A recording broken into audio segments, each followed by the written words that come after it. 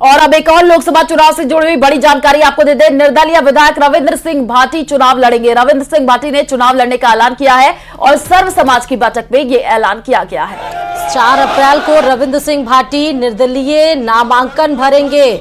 बता दें, बड़ी खबर इस वक्त की कि रविंद्र सिंह भाटी ने सर्व समाज की बैठक में इस बात का ऐलान किया कि निर्दलीय वो चुनाव लड़ेंगे। जनता से समर्थन की अपील की।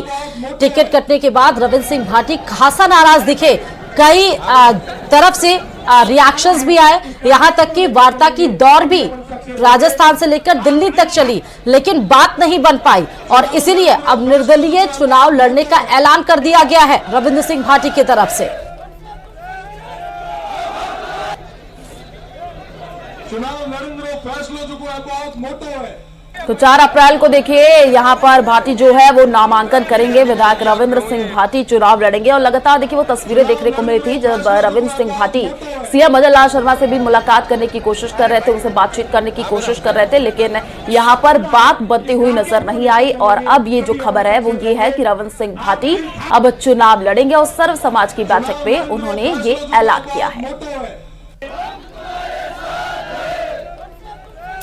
तो हमने देखा कि जिस तरह कांग्रेस में टिकट कटने की वजह से विवाद बढ़ गया, उस तरह बीजेपी में भी विवाद के सुर नजर आ रहे हैं। और ऐसा ना हो कि रविंद्र सिंह भाटी के निर्दलीय चुनाव लड़ने से बीजेपी को नुकसान हो।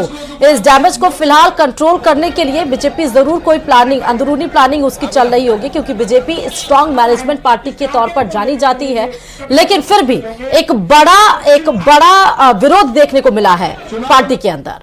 और भाजपा के राजस्थान चुनाव प्रभारी विनय सहस्त्रबुद्धे बुधवार को झुंझुनू आएंगे। उनके साथ भाजपा के पूर्व प्रदेश अध्यक्ष डॉक्टर सतीश पुनिया और कैबिनेट मंत्री कर्नल राज्यवर्धन राठौड़ समेत बीजेपी के अन्य प्रदेश स्तरीय नेता भी विनय सहस्त्रबुद्धे के साथ झुंझुनू आएंगे। साथ ही ये भी बताते चले कि ये सभी नेता भाजपा प्रत्याशी शुभकरण चौधरी के नामांकन के समय होने वाली सभा को संबोधित भी करेंगे।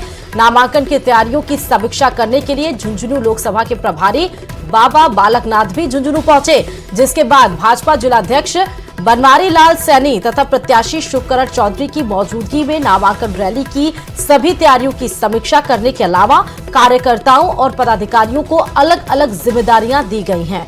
हमने कल भी देखा बीजेपी प्रबंधन समिति की बैठक हुई थी और उस बैठक को लीड कर रहे थे सहस्त्रबुद्धे।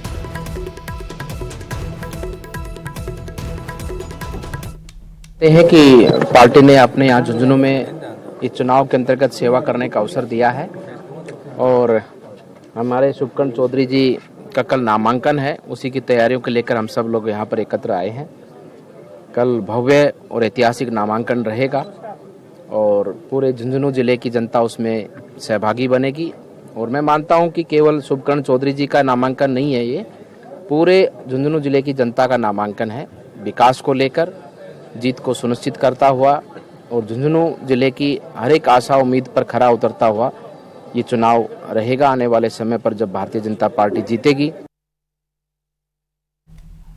और